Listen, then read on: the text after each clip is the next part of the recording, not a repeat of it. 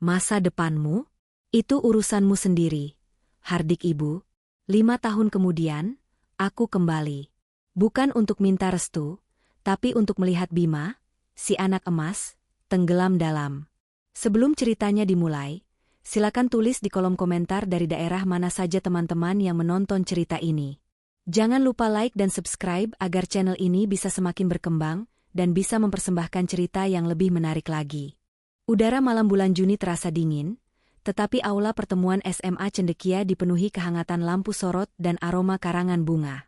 Di panggung, deretan siswa penerima penghargaan berbaris rapi. Aksa Dirgantara, 19 tahun, berdiri di baris belakang, hanya menerima sertifikat kelulusan standar. Ia tidak meraih prestasi akademis cemerlang seperti adiknya, Bima, yang saat itu masih kelas 11 namun sudah dielu-elukan sebagai calon peraih beasiswa penuh ke luar negeri. Di sudut meja bundar, Nyonya Ratna, ibunya, terlihat kurang puas. Matanya sesekali melirik sinis ke arah panggung, lalu beralih kepada Bima, 17 tahun, yang duduk di sebelahnya. "Lihat, Bim," bisik Nyonya Ratna, tangannya menggenggam erat lengan Bima. Meskipun Aksa lulus, dia tidak meninggalkan kesan apapun. Itu artinya, dia harus bekerja 2 kali lebih keras. Nak, jalanmu sudah terbuka lebar. Bima hanya tersenyum bangga, menikmati pujian tak langsung itu. Ia memang cerdas, tetapi ia juga terbiasa dipuja.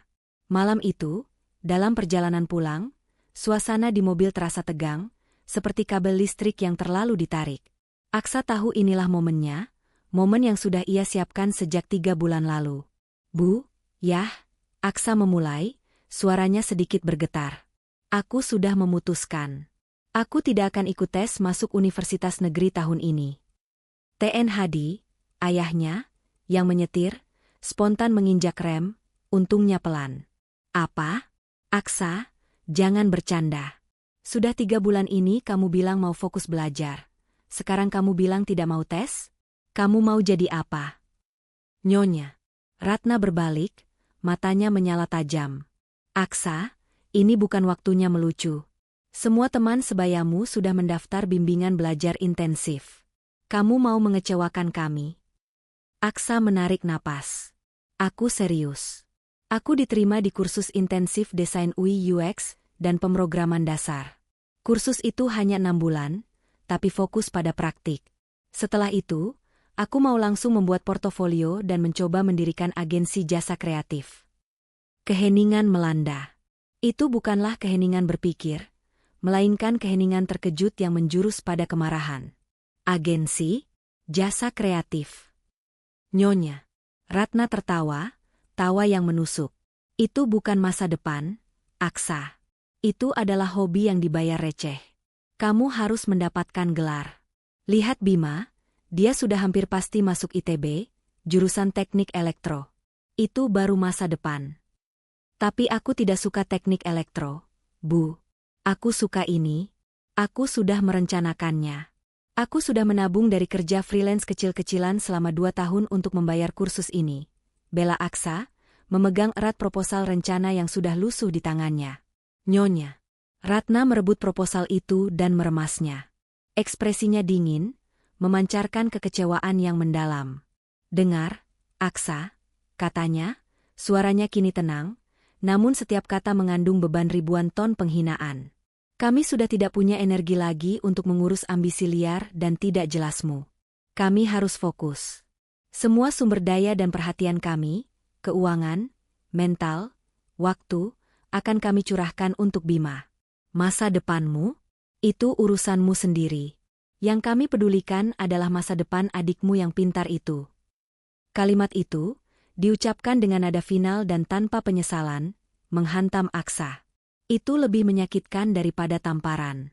Aksa merasa seolah dia adalah unit biaya yang harus segera diputuskan kontraknya dari anggaran keluarga. TN Hadi hanya menunduk, tidak membela.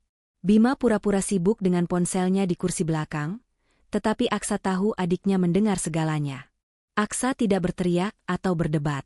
Ia hanya mengangguk pelan. "Baik, Bu. Itu akan jadi pegangan saya." Itulah bidikan perpisahan. Aksa memutuskan malam itu, ia akan membuktikan bahwa ia bisa berhasil, tanpa satu sen pun dukungan, dan tanpa restu yang tulus. 2 minggu setelah malam kelulusan, rumah keluarga Dirgantara bertransformasi menjadi markas operasi untuk masa depan Bima. Ruang tamu yang dulunya netral, kini didominasi oleh poster-poster motivasi kuliah, tumpukan buku persiapan tes masuk, dan meja belajar baru dengan pencahayaan ergonomis. Nyonya Ratna memastikan Bima mendapat semua fasilitas. Dibelikan laptop gaming terbaru, konon untuk merender tugas-tugas berat, langganan bimbingan belajar privat eksklusif, dan bahkan menu makanan khusus bergizi tinggi yang disiapkan oleh asisten rumah tangga mereka. Bima, ini vitamin A dan B kompleks, kata Nyonya Ratna suatu sore, menyodorkan 2 pil ke tangan Bima yang sedang bermain game. Kamu harus menjaga daya tahan tubuh. Otak butuh nutrisi terbaik. Bima menelan pil itu tanpa melihat, pandangannya terpaku pada layar. Makasih, Bu. Aku butuh fokus sekarang, monster ini susah sekali dikalahkan. Sementara itu, Aksa menghabiskan sebagian besar waktunya di kamar yang terasa sempit, menyusun jadwal kursus dan membuat proposal kecil untuk mencari freelance tambahan. Ia bahkan harus memindahkan mejanya sendiri ke sudut paling gelap di kamar, karena cahaya yang bagus sudah dialokasikan untuk stasiun belajar Bima. Aksa mencoba mencari perhatian ayahnya, TN Hadi, yang biasanya lebih tenang. Yah, aku sudah daftar kursus di studio kreatif Aksara Baru. Mulai minggu depan, apakah ayah mau melihat kurikulumnya? TN Hadi, sedang membaca koran sambil menyesap kopi, hanya bergumam. Bagus, Nak, itu bagus. Tapi pastikan kamu tidak mengganggu Bima, ya. Bima sedang dalam fase krusial. Biaya kursusmu itu, kamu bayar sendiri, kan? Bagus. Bapak percaya kamu bisa mandiri. Kata mandiri diucapkan dengan nada yang lebih condong ke tidak merepotkan daripada berprestasi. Aksa merasa dirinya semakin transparan di rumah itu. Keberadaannya hanya ditoleransi, bukan dirayakan. Ketika ada tamu datang, Nyonya Ratna akan segera memamerkan Bima. Ini Bima, calon insinyur dari ITB. Anak emas kami. Lalu, menunjuk Aksa sekilas. Dan ini Aksa. Dia sedang mencari jalannya. Sesuatu yang berhubungan dengan komputer. Nyonya Ratna selalu menghindari kata desain atau kreatif, karena itu terdengar remeh di telinganya. Puncak keperihan Aksa datang saat ia harus menjual kamera DSLR lamanya. Kamera itu adalah satu-satunya aset berharga yang ia miliki, dibeli dari uang THR selama bertahun-tahun. Ia membutuhkan dana tambahan untuk biaya transportasi kursus dan membeli software desain. Kenapa kamu menjualnya?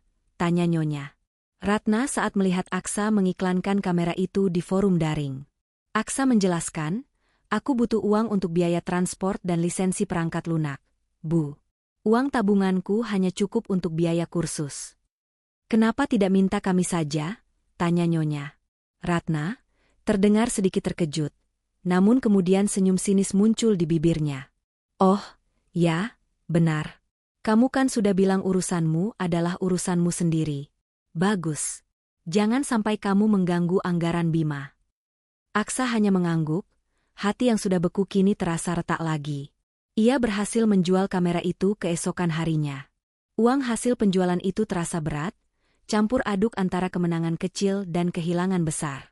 Keluarganya telah mewariskan seluruh ruang tamu dan perhatian mereka kepada Bima. Aksa hanya mendapat warisan berupa ketidakpedulian dan dorongan untuk pergi. Kursus intensif di studio kreatif Aksara Baru menjadi pelabuhan Aksa. Kelasnya diisi oleh orang-orang dari berbagai latar belakang.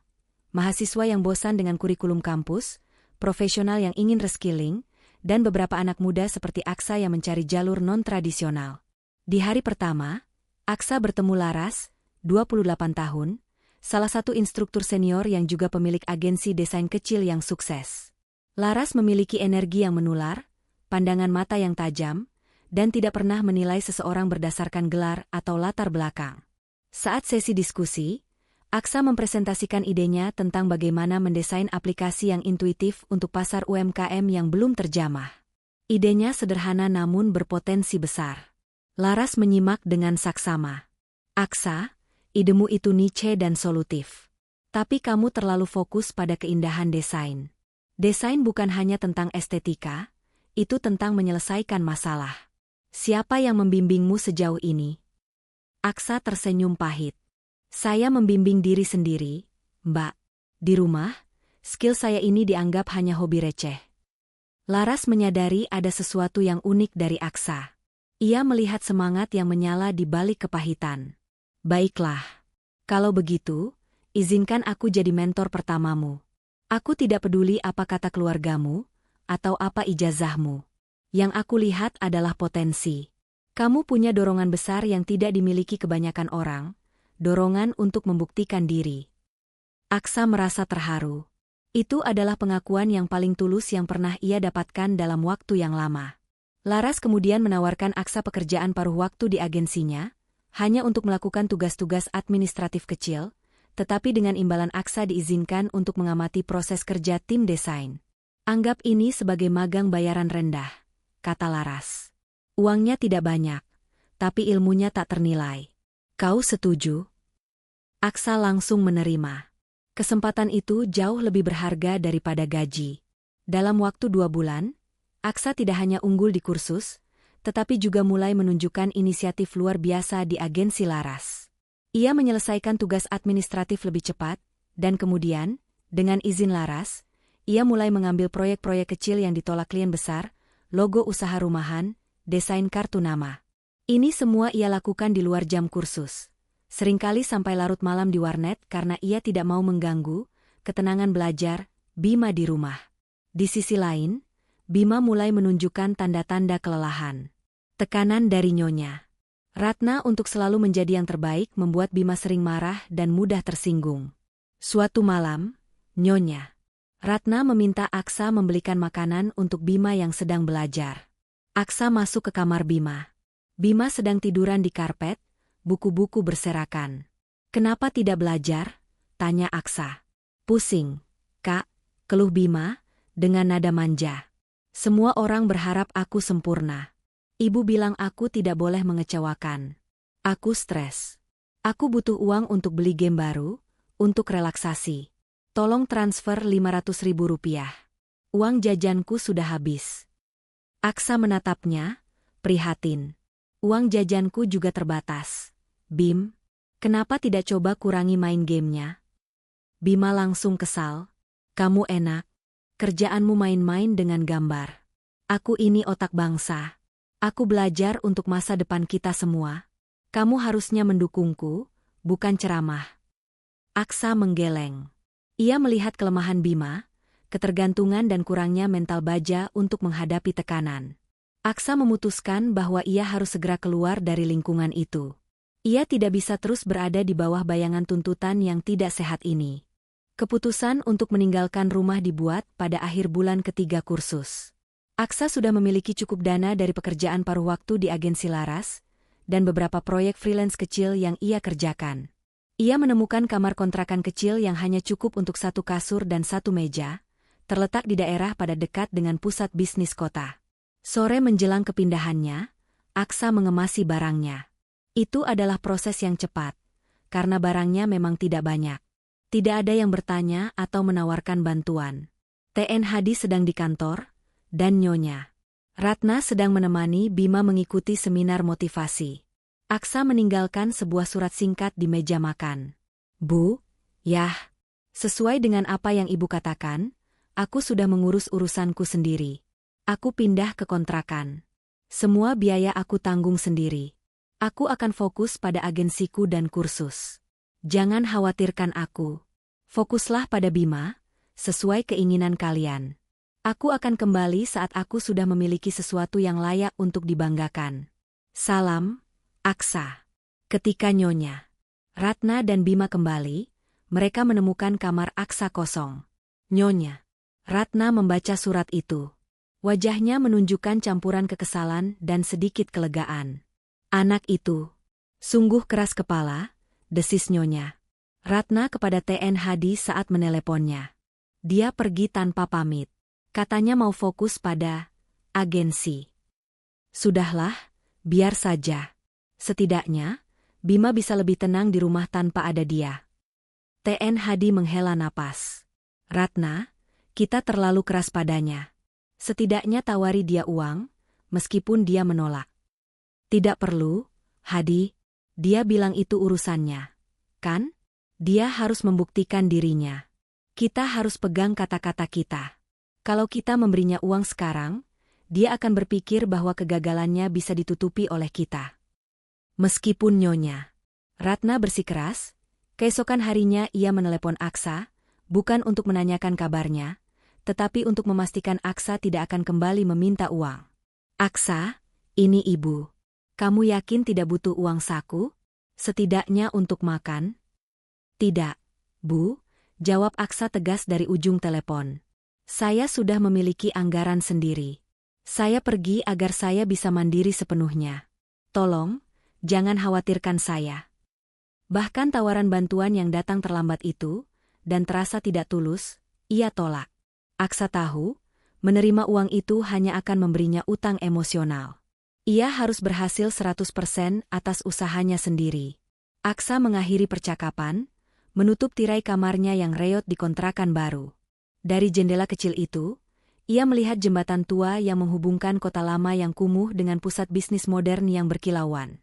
Jembatan itu melambangkan jalan yang harus ia tempuh, dari kemiskinan dan bayangan, menuju cahaya kesuksesan yang ia bangun sendiri. Tahun pertama Aksa di kontrakan adalah tahun yang brutal. Aksa menyelesaikan kursusnya dengan nilai terbaik dan mendapatkan pengakuan dari Laras. Ia kemudian bekerja penuh waktu paruh waktu untuk Laras sambil mengembangkan proyek pribadinya.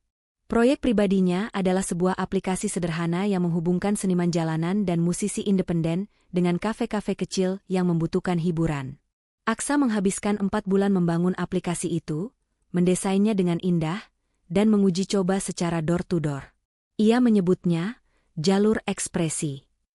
Aksa sangat yakin proyek ini akan berhasil. Ia telah mengorbankan waktu tidurnya, makan mie instan setiap hari, dan bahkan melewatkan pertemuan penting klien Laras. Ia menginvestasikan semua modal yang tersisa, sekitar 3 juta rupiah, untuk biaya server dan pemasaran dasar. Namun, saat diluncurkan, proyek itu gagal total. Para seniman tidak paham cara menggunakan aplikasi tersebut, pemilik kafe tidak mau membayar biaya langganan yang kecil, dan Aksa tidak memiliki jaringan untuk mempromosikannya secara massal. Dalam 2 bulan, jalur ekspresi hanya memiliki 10 pengguna aktif dan menghabiskan sisa uangnya. Aksa, 20 tahun, duduk di pinggir kasur sempitnya. Perasaan itu menghancurkan. Bukan hanya kegagalan finansial, tetapi kegagalan ide. Kegagalan ini terasa seperti membenarkan semua yang Nyonya Ratna katakan, hobi receh, tidak jelas, masa depan yang tidak pasti. Ia berpikir untuk menyerah dan kembali, mengakui bahwa orang tuanya benar, dan meminta izin untuk kuliah di jurusan manapun asalkan ada gelar. Saat ia sedang tenggelam dalam keputusasaan, ponselnya berdering. Itu Laras. Aksa, kudengar proyekmu flop. Aku sudah melihat statistiknya, kata Laras, tanpa basa-basi. Aksa merasa malu. Ya, Mbak, maafkan aku. Aku gagal. Bagus. Gagal itu bagus, balas Laras, membuat Aksa bingung. Kegagalan itu adalah guru yang mahal. Sekarang, mari kita analisis. Kenapa kamu gagal? Mereka berbicara selama 1 jam. Laras dengan sabar menunjukkan kelemahan Aksa. Ia terlalu mencintai idenya sendiri dan mengabaikan kebutuhan pasar. Aksa mendesain untuk dirinya sendiri, bukan untuk penggunanya. Dengar, Aksa. Kamu punya skill mendesain yang luar biasa. Kamu punya etos kerja yang gila. Tapi kamu kurang fokus pasar, jelas Laras. Agensiku saat ini kewalahan dengan permintaan desain untuk software as a service, SaaS, B2B, sebuah niche yang membosankan dan teknis, tapi bayarannya besar dan pasarnya jelas. Kenapa kamu tidak berhenti mencoba proyek revolusioner dan fokus pada area itu dulu? Laras kemudian membuat penawaran. Aku butuh kamu. Aku akan mempromosikanmu dari paruh waktu menjadi desainer junior penuh waktu di agensiku. Gaji lumayan, dan kamu akan belajar niche yang pasti menghasilkan uang. Bersamaan dengan itu, aku akan memberimu modal awal 5 juta rupiah untuk proyekmu berikutnya. Tapi kali ini, kamu harus merancangnya bersama tim dan fokus pada B2B. Ini adalah mentari baru bagi Aksa. Ia kembali mendapatkan dukungan, bukan dalam bentuk uang santai, tetapi dalam bentuk investasi serius dan kesempatan untuk belajar. Ia segera menerima. Tepat saat Aksa mengakhiri panggilan dengan Laras, ponselnya kembali berdering. Itu Bima. Kak, aku sudah bilang ibu aku butuh laptop baru, tapi ibu malah bilang aku harus menunggu. Aku butuh cepat untuk tugas proyek. Aku tahu kakak sekarang sudah punya kerjaan. Tolong transfer 2 juta rupiah. Aku kembalikan saat aku dapat beasiswa. Aksa merasa lelah. Ia baru saja melalui kegagalan besar dan mendapatkan kesempatan kedua yang berharga. Sementara adiknya yang dipuja, alih-alih berjuang, hanya bisa berperilaku manja dan meminta-minta, mengandalkan orang lain untuk memuluskan jalannya. Aksa menarik napas dalam-dalam. Maaf, Bim. Aku tidak punya uang. Aku baru saja kehilangan semua modal di proyekku. Aku tidak bisa membantumu. Coba tanyakan pada ayah atau ibu. Ah, kakak pelit sekali. Ibu bilang kakak sudah mandiri, berarti kakak sudah kaya, dong. Kakak tidak mau mendukung masa depanku, tuntut Bima, nadanya meninggi. Aku mendukungmu untuk menjadi dewasa. Bim, kata Aksa tenang. Coba cari solusi lain. Coba tanyakan dosenmu apakah kamu bisa meminjam fasilitas kampus. Bima langsung menutup teleponnya dengan kesal. Aksa meletakkan ponselnya, merasakan kontras yang tajam. Ia, si anak yang dikesampingkan, baru saja bangkit dari kegagalan dengan bantuan mentor dan tawaran pekerjaan, siap menghadapi kesulitan. Sementara Bima, si anak emas, bereaksi terhadap kesulitan kecil dengan kemarahan dan tuntutan manja. Aksa berdiri di depan jendela kecilnya. Ia gagal sekali, tetapi ia belajar. Dan ia baru saja mengambil langkah pertamanya yang pasti menuju kesuksesan. Ia tidak akan pernah kembali ke rumah itu sebagai pecundang. Dengan modal 5 juta rupiah dari Laras dan pekerjaan penuh waktu sebagai desainer junior di agensi Laras Creative Hub, LCH, kehidupan Aksa memasuki fase baru, fase pembangunan fondasi. Kamar sewanya yang sempit, yang dijuluki Aksa sebagai laboratorium kamar sewa, menjadi markas utamanya. Gaji Aksa tidak besar, tetapi stabil dan cukup untuk menutupi sewa, makan, dan internet. Ia menerapkan disiplin finansial yang ketat, memotong semua pengeluaran yang tidak perlu. Uang adalah alat, bukan tujuan, dan setiap rupiah harus bekerja keras. Di LCH, Aksa tenggelam dalam dunia software as a service, SaaS, B2B. Ini adalah pasar yang kering, menuntut presisi, logika, dan pemahaman mendalam tentang alur kerja bisnis. Jauh berbeda dari proyek, jalur ekspresi, yang artistik dan impulsif. Laras secara pribadi menugaskan Aksa untuk menganalisis desain antarmuka bagi perusahaan logistik dan platform manajemen gudang. Aksa bekerja tanpa lelah. Jam kerja di LCH adalah jam 9 pagi hingga 5 sore, tetapi ia sering berada di sana hingga jam 8 malam.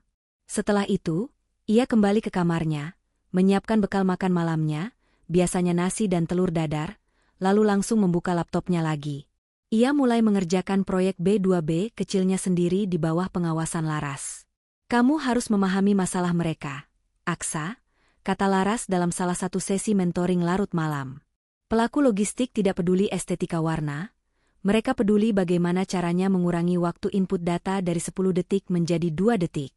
Desain yang baik di sini adalah desain yang menghapus friksi. Aksa mempelajari prinsip ini dengan gigih.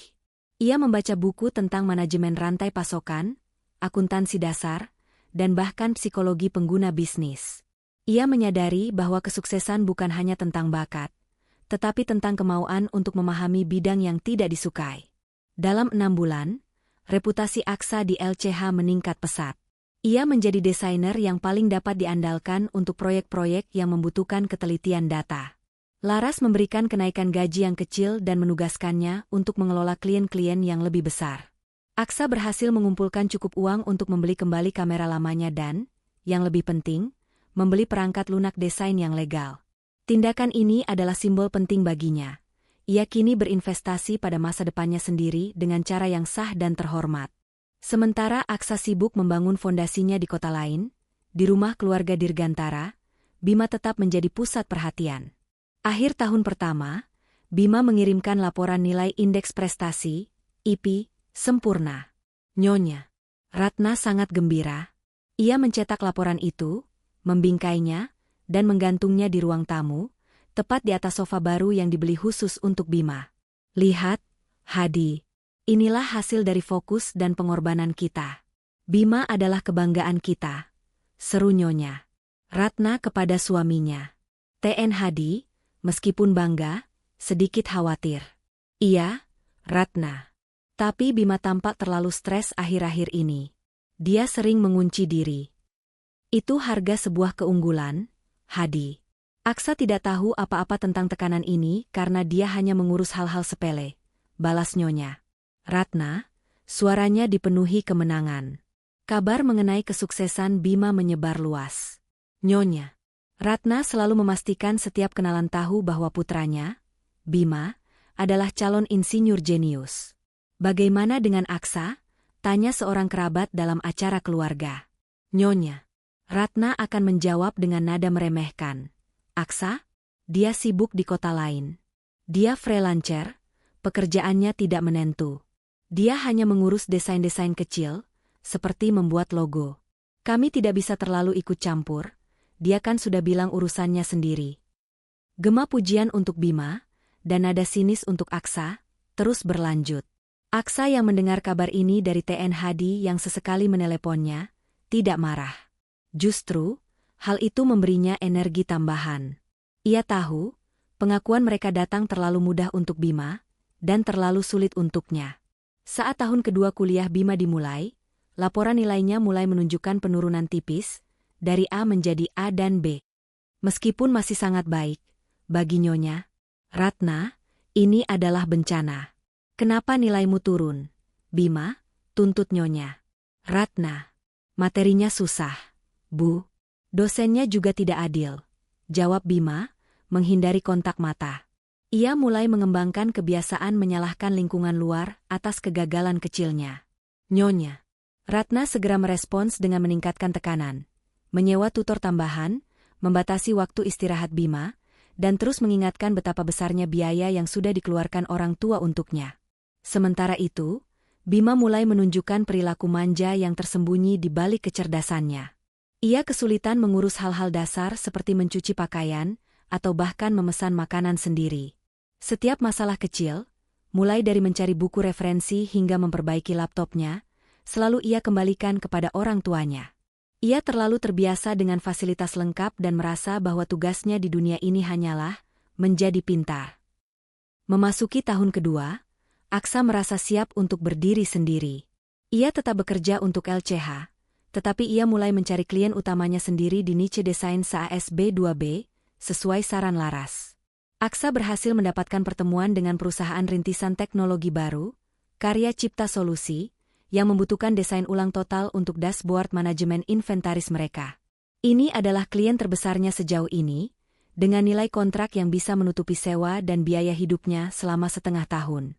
Saat pertemuan pertama di kantor KCS, Aksa, yang masih berusia 21 tahun, merasa gugup tetapi ia memancarkan profesionalisme.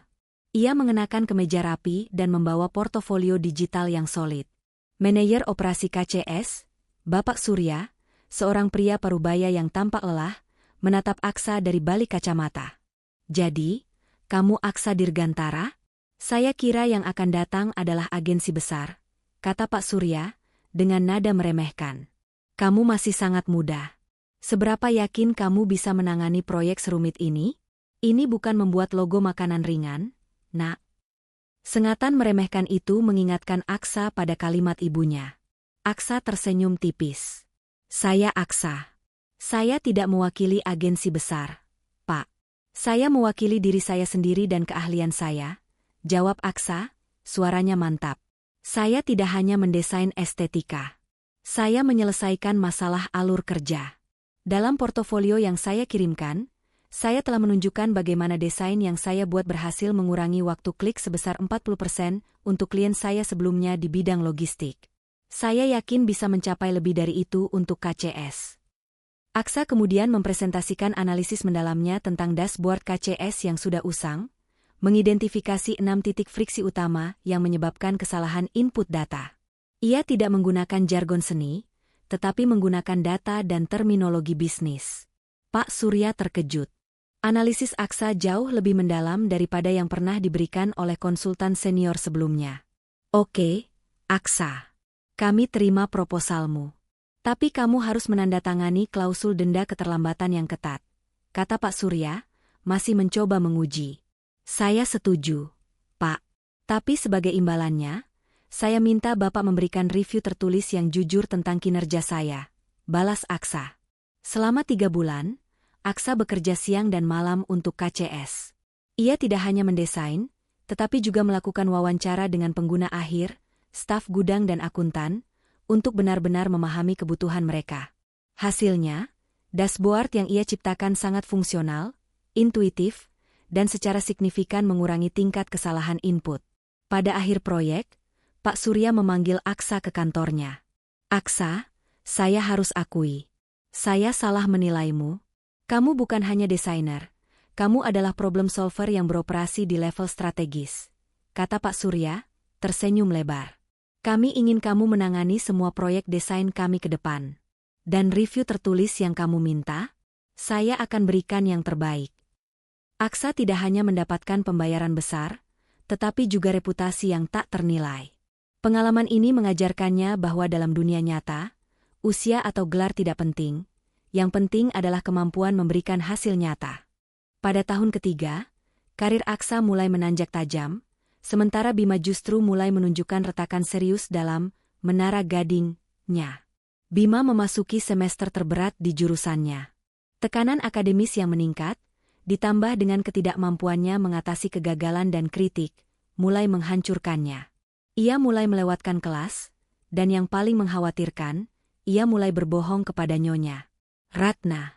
Laporan nilai Bima di akhir semester menunjukkan nilai D untuk mata kuliah penting, algoritma lanjut. Mata kuliah yang sangat vital untuk teknik elektro. Bima menyembunyikan laporan itu selama sebulan penuh. Ketika nyonya Ratna akhirnya menemukan surat peringatan dari fakultas, ia syok. Apa ini, Bima? D? Kamu tidak pernah mendapatkan nilai di bawah A? Seru nyonya Ratna, histeris. Bima, bukannya mengakui kesalahannya, malah meledak dalam amarah. Ini salah sistem. Laboratorium di sana jelek, teman-temanku tidak kooperatif, dan dosennya membenciku. Aku sudah bekerja keras. Bu, ini terlalu sulit. Bima menyalahkan semua orang, kecuali dirinya sendiri. Ia menolak belajar tambahan, menolak berkonsultasi dengan dosen, dan menolak mencari solusi. Ia memilih untuk menarik diri, mengunci diri di kamar, dan bermain game berjam-jam, menggunakan alasan stres sebagai perisai. Nyonya Ratna dan TN Hadi mencoba mengatasi masalah itu dengan cara yang salah. Mereka menggunakan uang.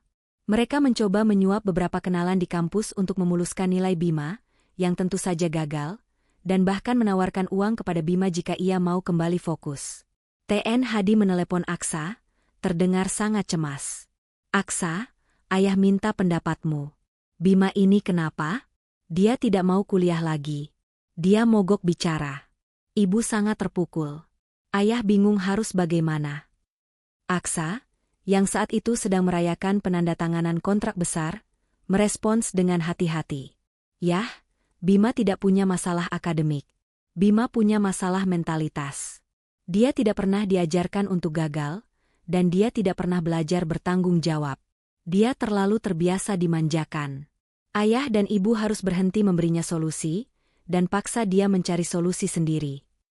Tapi kalau dia gagal, bagaimana masa depan kita? Tanya TN Hadi, suaranya penuh ketakutan. Masa depan Bima adalah urusan Bima, yah. Sama seperti masa depanku adalah urusanku sendiri, kata Aksa, mengutip kalimat ibunya 5 tahun lalu. Kali ini, kalimat itu terasa dingin, tetapi bernilai mendidik. Ayah dan ibu sudah melakukan segalanya. Sekarang, biarkan Bima menghadapi konsekuensinya. TN Hadi tidak bisa menerima nasihat itu. Bagi orang tua, melepaskan kendali atas anak emas, mereka terasa seperti pengkhianatan. Mereka kembali memanjakan Bima, membeli tiket liburan mahal untuk mengurangi stresnya, yang hanya memperparah sifat manja Bima. Tahun ketiga adalah tahun Aksa melakukan ekspansi. Berkat reputasi yang dibangun dari proyek KCS dan referensi laras, Aksa mendapatkan aliran klien yang stabil. Ia akhirnya berani mendaftar sebagai perusahaan jasa resmi, Nirwana Digital, ND. Laras memberikan selamat, tetapi juga peringatan. Aksa, kamu sudah terlalu besar untuk bekerja sendirian. Kamu butuh tim. Sendirian, kamu akan menjadi desainer mahal, tapi tidak akan pernah menjadi perusahaan besar. Aksa setuju. Ia menyewa kantor kecil di sebuah kompleks ruko sederhana. Kantor itu hanya memiliki 2 ruangan, tetapi itu adalah kantor resminya. Ia merekrut 2 orang. Yang pertama, seorang fresh graduate yang cemerlang tetapi kurang pengalaman, Aksa melatihnya langsung dalam metodologi B2B. Yang kedua, seorang manajer keuangan paruh waktu untuk membantunya mengurus pembukuan, karena Aksa tahu kelemahannya adalah administrasi. Aksa menerapkan filosofi kerja yang ia pelajari dari kegagalannya. Fokus pada solusi, bukan pada estetika, dan selalu bersikap profesional, bukan personal. Dengan tim kecil itu, Aksa mengambil proyek yang lebih ambisius, mendesain platform e-commerce B2B yang kompleks untuk distributor alat berat. Proyek itu menantang, membutuhkan pemahaman mendalam tentang logistik pengiriman barang besar dan perjanjian kredit. Aksa berhasil menyelesaikannya dengan gemilang. Dalam 2 tahun, Nirwana Digital, yang dimulai dari laboratorium kamar sewa, kini menjadi agensi niche yang sangat dihormati di kalangan perusahaan rintisan teknologi. Mereka dikenal karena efisiensi, kecepatan, dan kemampuan Aksa untuk menerjemahkan kebutuhan bisnis yang rumit menjadi desain yang sederhana dan efektif. Gaji Aksa kini puluhan kali lipat dari gaji pertamanya. Ia membeli mobil bekas yang layak untuk mobilitasnya dan mulai berinvestasi pada properti sederhana. Ia tidak hidup mewah, tetapi ia hidup sangat nyaman dan stabil. Ia mencapai kemerdekaan finansial yang ia impikan. Suatu sore, Laras mengunjungi kantor ND yang sederhana itu. Ia melihat Aksa berdiskusi serius dengan timnya, terlihat matang dan berwibawa. Kamu sudah jauh, Aksa. Kamu dulu hanya anak muda yang marah dan penuh ambisi tanpa arah. Sekarang, kamu adalah pemimpin yang tenang, komentar Laras. Terima kasih, Mbak. Semua karena bimbinganmu dan kalimat dari ibu 5 tahun lalu, kata Aksa, tersenyum. Saat sedang menikmati kesuksesan kecilnya, Aksa mendapat telepon dari nyonya Ratna. Ia jarang menelepon, kecuali jika ada hubungannya dengan Bima. Aksa, ini ibu. Kamu masih sibuk dengan perusahaanmu itu? Ya, Bu. Ada apa? Bima sudah menunda kuliahnya lagi. Dia bilang tidak sanggup. Dia sekarang di rumah, dia tidak mau mencari pekerjaan apapun. Katanya, semua pekerjaan tidak selevel dengan otaknya. Ibu dan ayah lelah. Bisakah kamu kirimkan uang sedikit untuknya? Dia ingin membeli konsol baru, katanya agar tidak terlalu tertekan. Aksa merasakan kemarahan yang dingin. Bima, yang dipuja dan difasilitasi, kini gagal karena sifat manja dan ketakutan menghadapi dunia nyata. Aksa, yang diusir dan diremehkan, kini sukses dengan keringatnya sendiri. Maaf, Bu. Aku tidak akan mengirimkan uang untuk mainan. Jika Bima ingin uang, dia harus bekerja. Dia harus belajar bahwa dunia nyata tidak memberikan apa-apa secara gratis, kata Aksa tegas, lalu menutup teleponnya. Ia telah membuktikan bahwa kalimat ibunya benar, masa depannya memang urusannya sendiri. Dan ia berhasil mengurusnya jauh lebih baik daripada masa depan Bima yang diurus oleh mereka. 4 tahun sejak Aksa meninggalkan rumah, ia kembali ke kota asalnya bukan sebagai anak yang diremehkan, melainkan sebagai CEO Nirwana Digital. Aksa datang bukan untuk menemui keluarga, tetapi untuk menghadiri undangan tender dari salah satu perusahaan holding terbesar di regional tersebut, yang kebetulan berkantor di kota lamanya. Aksa kini berusia 24 tahun, memancarkan aura ketenangan dan otoritas. Ia mengenakan setelan bisnis yang rapi, dengan jam tangan sederhana namun berkelas, dan tiba dengan mobil pribadinya. Bukan mobil mewah yang mencolok, melainkan SUV premium yang mencerminkan stabilitas. Setelah pertemuan tender yang sukses, Aksa memutuskan untuk mampir ke kafe lokal yang sering ia kunjungi semasa SMA. Saat ia sedang menikmati kopi dan memeriksa email, ia melihat Bima. Bima, 22 tahun, duduk di sudut kafe, terlihat tidak terawat. Pakaiannya lusuh, rambutnya panjang berantakan, dan ia tampak lesu. Di hadapannya ada buku tebal kuliah yang terbuka, tetapi ia tidak membacanya. Ia hanya membolak-balik halamannya dengan tatapan kosong. Aksa mendekat. Bima? Bima mendongak, matanya membelalak kaget. Ia tidak mengenali sosok profesional yang berdiri di depannya. Kak Aksa? Bima terbata-bata. Astaga, kamu kelihatan berbeda sekali. Aku memang berbeda, jawab Aksa, duduk di kursi kosong di depan Bima. Apa kabar? Kuliahmu bagaimana? Wajah Bima langsung berubah cemberut. Kuliah? Jangan bahas itu. Menyebalkan. Aku sudah cuti. Ibu memaksa aku belajar lagi. Tapi aku sudah muak dengan buku dan rumus. Aku ini jenius, Kak. Seharusnya aku yang mencari ilmu, bukan ilmu yang mengejarku. Aksa menghela napas. Ia melihat Bima masih hidup dalam gelembung kepintaran yang palsu, menolak kenyataan bahwa kejeniusan tanpa etos kerja hanyalah potensi yang terbuang.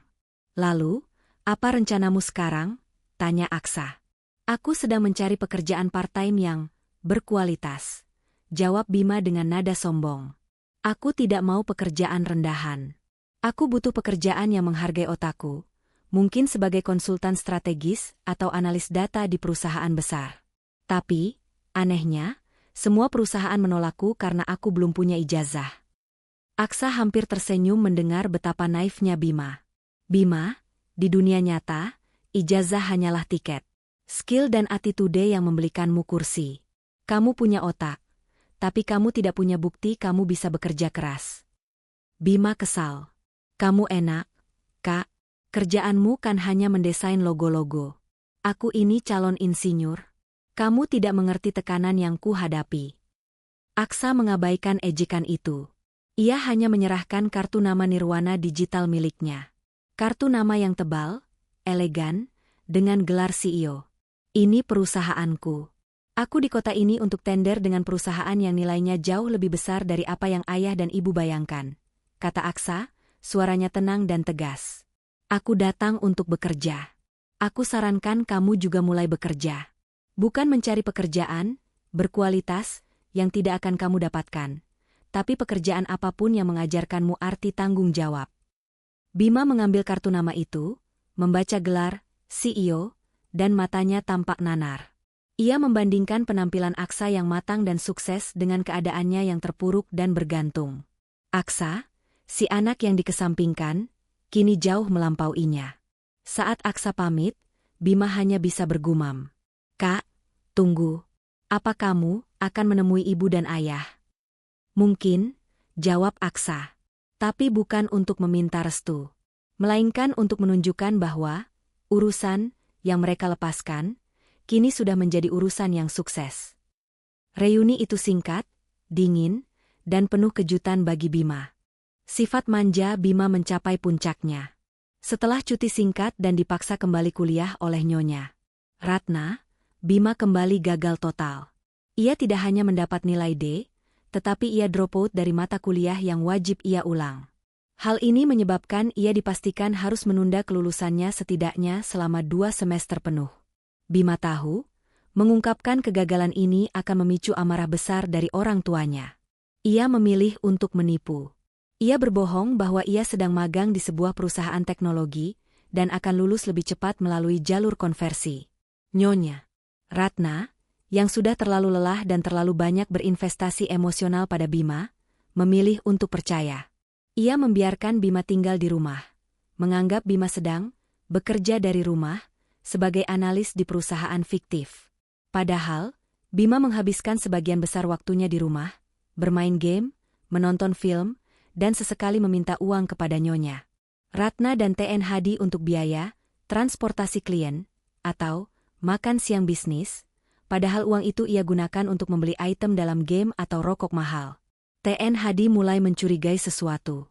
Bima tidak pernah keluar rumah, tidak pernah berpakaian formal, dan tidak pernah menunjukkan tanda-tanda bekerja. Ketika TN Hadi mencoba menanyakan detail pekerjaannya, Bima akan marah dan defensif. Ayah tidak percaya padaku? Ayah meremehkan pekerjaanku? Ini pekerjaan rahasia, yah? Aku tidak bisa membahasnya, bentak Bima suatu malam.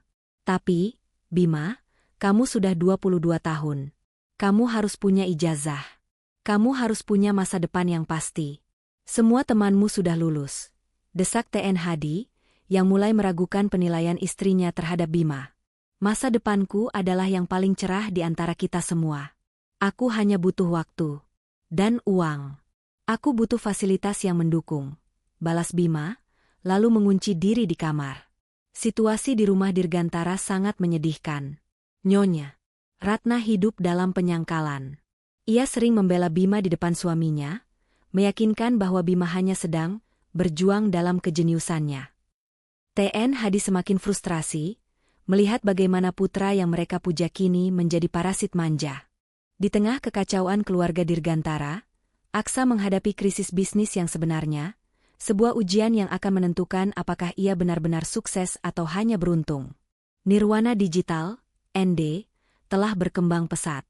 Mereka memenangkan tender besar dari sebuah perusahaan fintech, teknologi keuangan, raksasa, proyek yang bernilai miliaran. Namun, di tengah pengerjaan, terjadi perubahan regulasi yang drastis dari pemerintah mengenai keamanan data.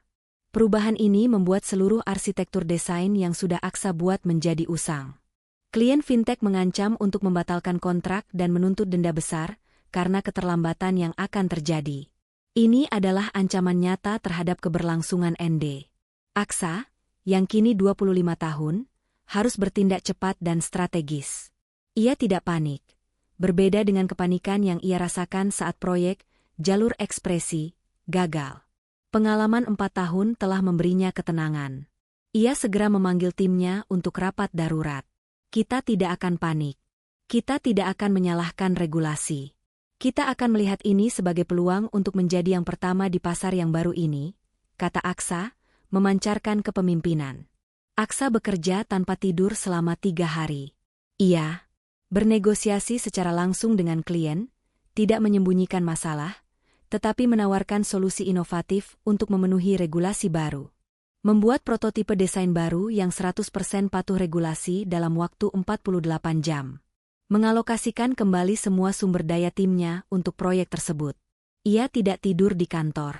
Ia hanya tidur 3 jam di mobilnya. Di puncak krisis ini, Nyonya Ratna menelepon.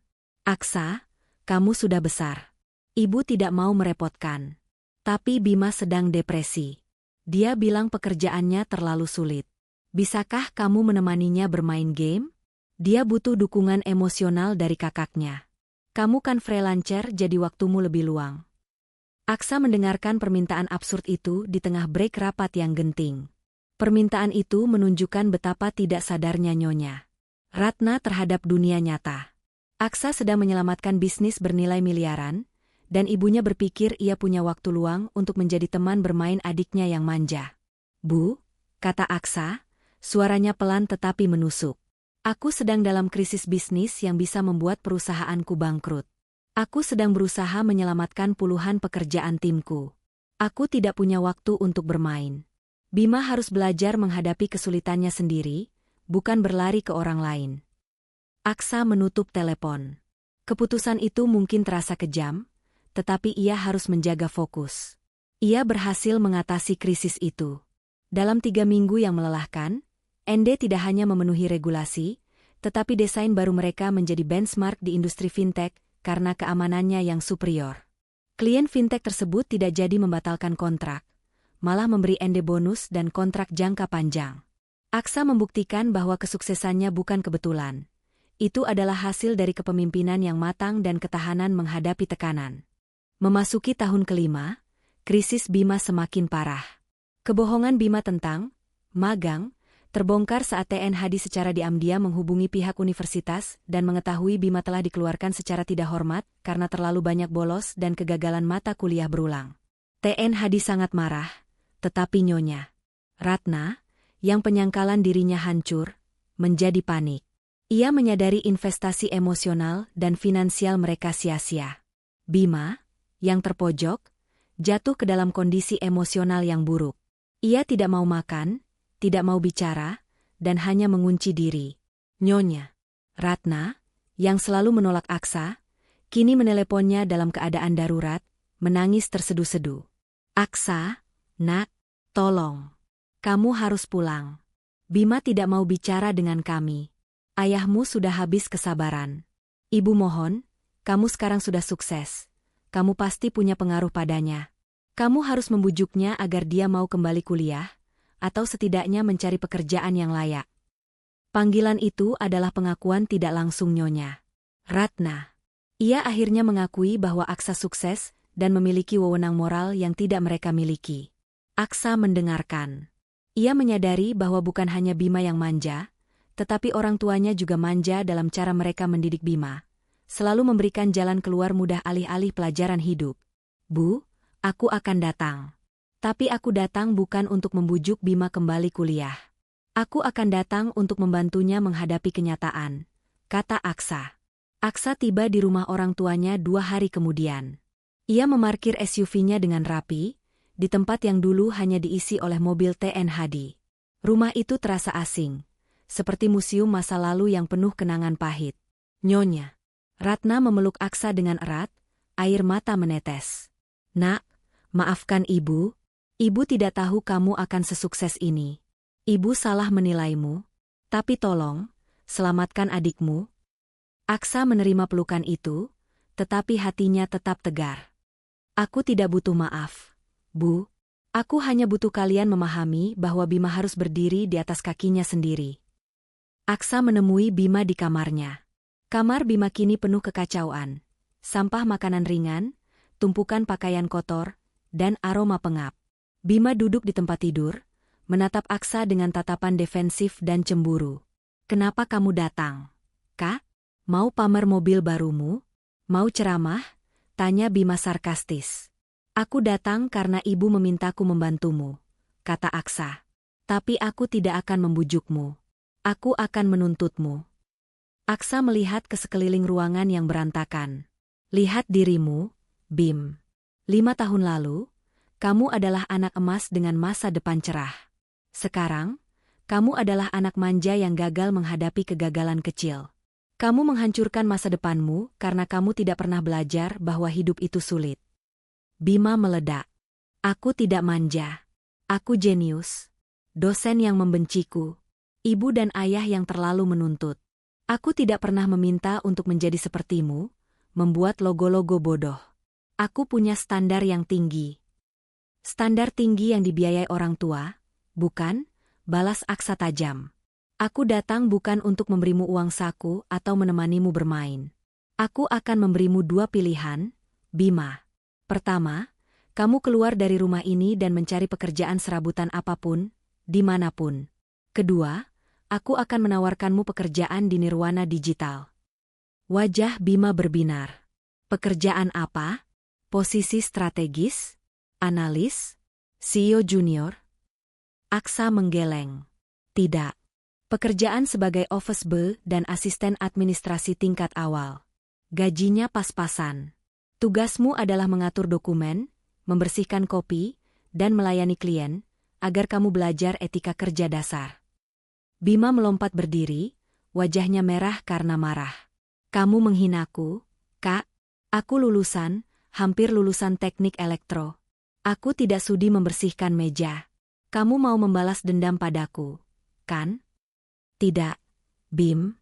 Aku memberimu kesempatan untuk membangun fondasi yang tidak pernah kamu miliki. Di dunia nyata, tidak ada yang peduli apa yang hampir kamu capai. Mereka peduli apa yang bisa kamu lakukan. Jika kamu menolak pekerjaan ini, berarti kamu hanya ingin menikmati gaji tinggi tanpa usaha. Kamu hanya ingin menjadi manja, kata Aksa, menekan kata-kata itu. Bima tidak bisa berkata-kata. Ia ingin uang, Tetapi harga dirinya yang palsu melarangnya menerima pekerjaan rendahan. Ia menuntut gaya hidup mewah seorang intelektual tanpa kemauan untuk bekerja. Aksa meninggalkan kamar itu dengan janji. Pintu ini terbuka selama 1 minggu. Jika kamu tidak menerima tawaranku, aku akan mundur dan membiarkanmu menghadapi konsekuensi bersama ayah dan ibu. Keputusan ada di tanganmu, Bim. Konfrontasi ini mengakhiri bagian 3. Aksa telah membuktikan kesuksesannya dan kini memaksa Bima, sang intelektual manja, untuk menghadapi kenyataan pahit.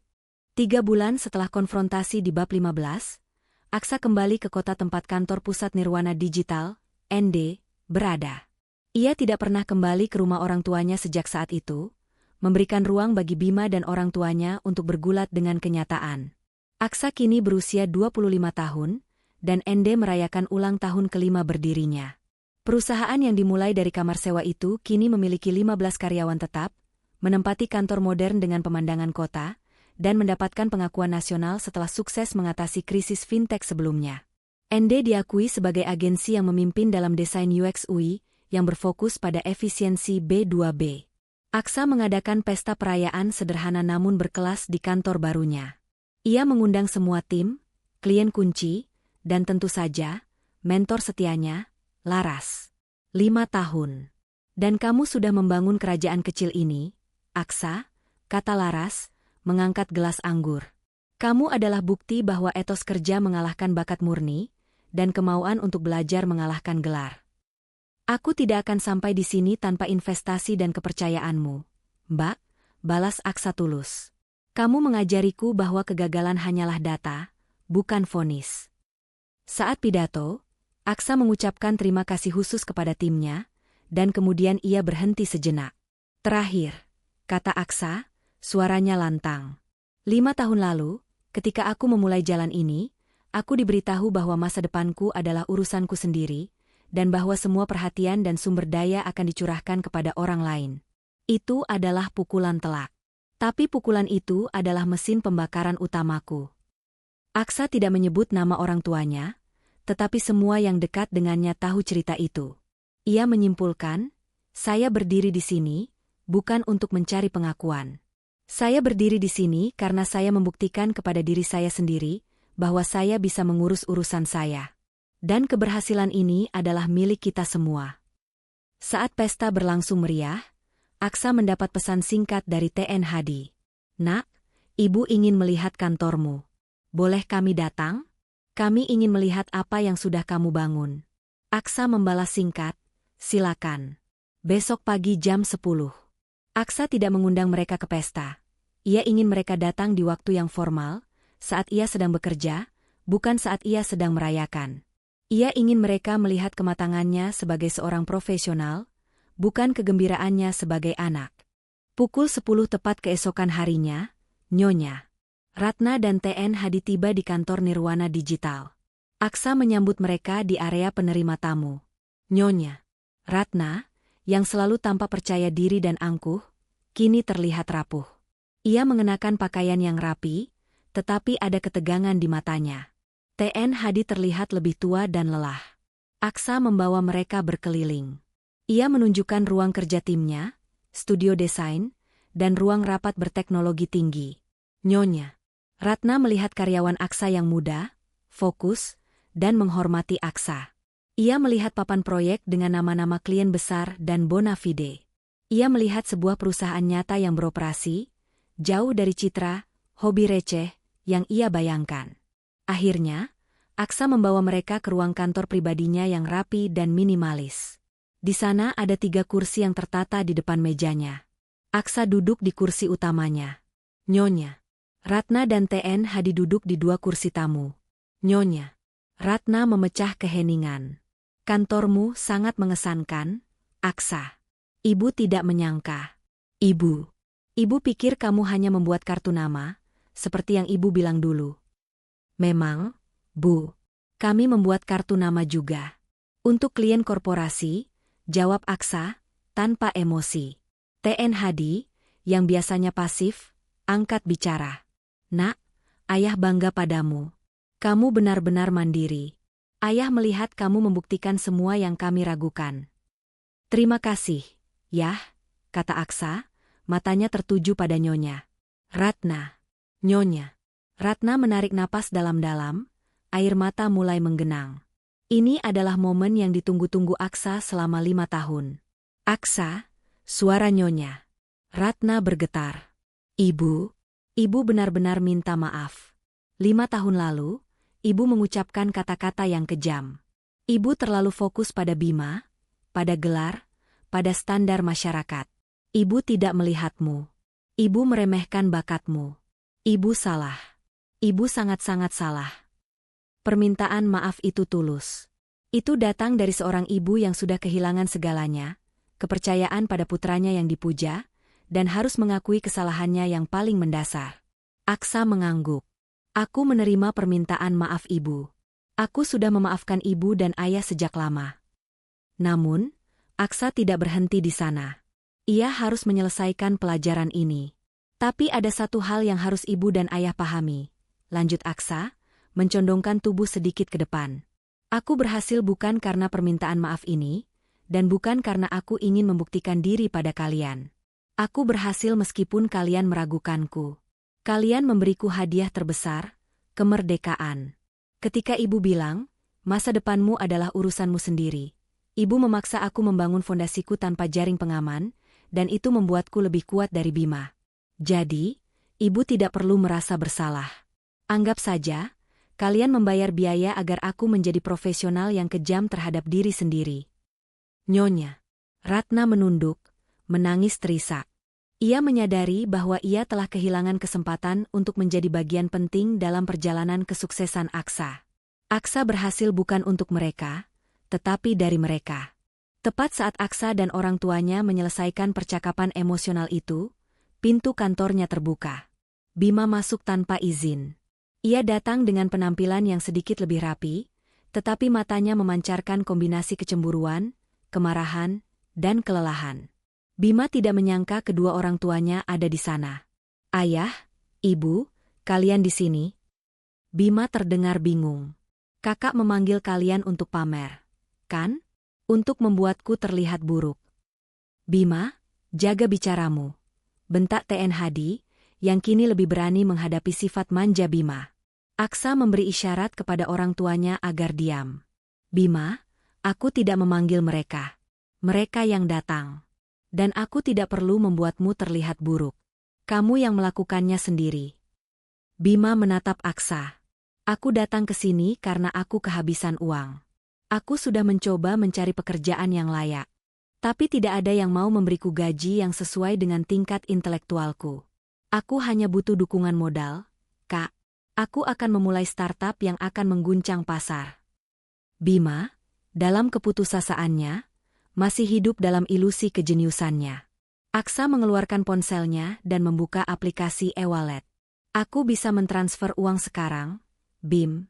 Cukup untuk kebutuhanmu sebulan, atau mungkin untuk modal startup MU. Tapi aku tidak akan melakukannya. Kenapa?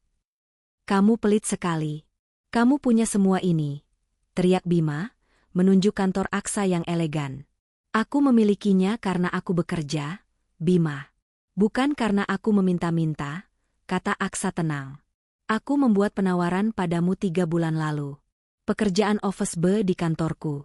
Kamu menolak. Kamu menganggap dirimu terlalu pintar untuk belajar dari bawah.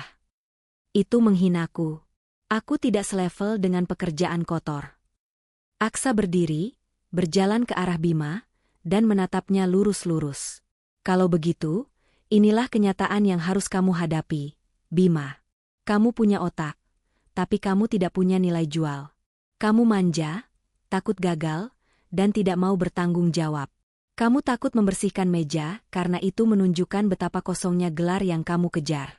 Aku memberimu pekerjaan rendahan agar kamu bisa membersihkan dirimu sendiri dari keangkuhan dan kemalasan. Kalimat itu, diucapkan tanpa amarah, adalah cermin yang pecah. Bima akhirnya melihat bayangan dirinya yang sebenarnya. Seorang intelektual yang gagal karena mentalitasnya. Nyonya Ratna, yang menyaksikan perdebatan ini, tidak membela Bima. Ia hanya menangis, menyadari bahwa ia adalah arsitek dari keruntuhan Bima. Bima, Terluka oleh kejujuran yang brutal, bergegas keluar dari kantor Aksa. Nyonya.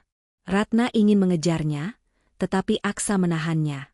Bu, biarkan dia pergi. Jika dia ingin berubah, dia harus mencapainya sendiri, kata Aksa. Aksa kemudian berbicara dengan orang tuanya. Ayah, ibu, saya akan membantu Bima. Tapi bukan dengan uang atau kemudahan.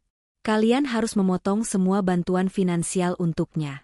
Jika dia ingin tetap tinggal di rumah, dia harus membayar sewa dan membeli makannya sendiri. TN Hadi dan Nyonya Ratna, yang kini menghormati keputusan Aksa sebagai kepala keluarga yang sukses, setuju dengan berat hati. Beberapa hari kemudian, Bima menelepon Aksa.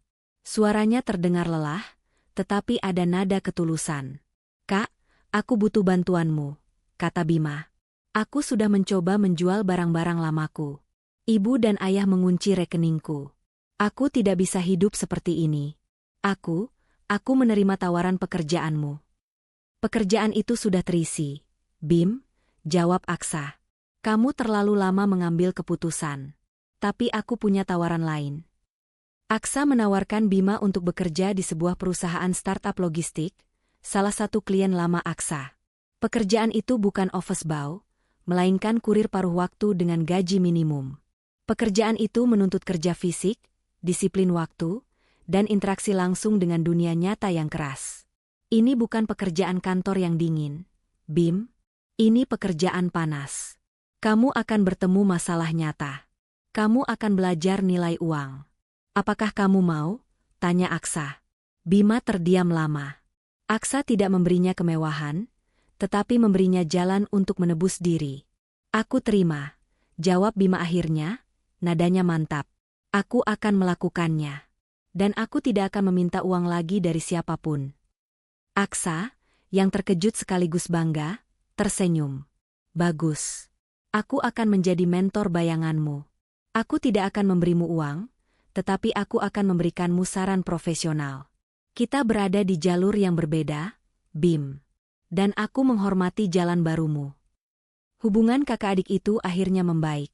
Tidak didasarkan pada persaingan atau ketergantungan, melainkan pada rasa hormat yang baru ditemukan. Bima akhirnya belajar bahwa martabat tidak datang dari gelar yang tertunda, tetapi dari keringat dan tanggung jawab.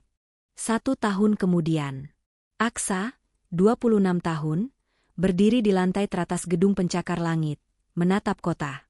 Nirwana Digital telah berkembang menjadi perusahaan teknologi yang lebih besar, kini mengembangkan perangkat lunak mereka sendiri selain jasa konsultasi.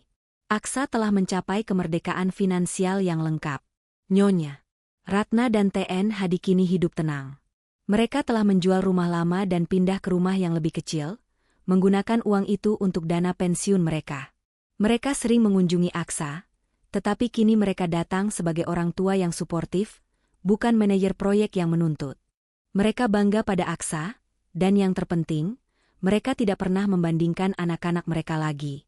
TN Hadi dan Nyonya Ratna sering menjenguk Bima. Bima, 24 tahun, kini tidak lagi manja. Ia masih bekerja sebagai koordinator logistik di perusahaan kurir itu. Ia naik pangkat berkat kemampuan otaknya untuk mengoptimalkan rute pengiriman. Ia tidak lagi hidup mewah, tetapi ia hidup mandiri, membayar sewa kamar kosnya sendiri, dan bahkan mengirimkan hadiah kecil untuk orang tuanya dari gajinya. Suatu sore, Bima bertemu Aksa di kafe. Bima terlihat kurus, tetapi matanya memancarkan kedewasaan. Terima kasih, Kak, kata Bima. Jika kamu memberiku uang waktu itu, aku pasti akan hancur total. Kamu memaksaku untuk hidup. Dan ternyata, dunia nyata tidak seburuk yang kubayangkan. Kamu yang pantas mendapatkan ucapan terima kasih, Bim. Kamu sudah memilih untuk berubah, balas Aksa. Aksa merenungkan kembali kalimat ibunya 5 tahun 1 tahun lalu. Masa depanmu? Itu urusanmu sendiri. Yang kami pedulikan adalah masa depan adikmu yang pintar itu. Ironisnya, kalimat kejam itulah yang membebaskan Aksa untuk membangun masa depan tanpa batas. Dan ketidakpedulian mereka pada Bimalah yang hampir menghancurkannya. Aksa berhasil bukan hanya secara materi, tetapi secara martabat. Ia berhasil membuktikan bahwa nilai sejati seseorang tidak ditentukan oleh pandangan, pujian, atau ekspektasi orang lain, tetapi oleh ketahanan, kerja keras, dan kemauan untuk bangkit dari kegagalan yang ia bangun sendiri. Langit terbentang luas. Bagi Aksa, tidak ada lagi batasan, dan tidak ada lagi bayangan. Ia berdiri sendiri, sebagai penguasa nasibnya.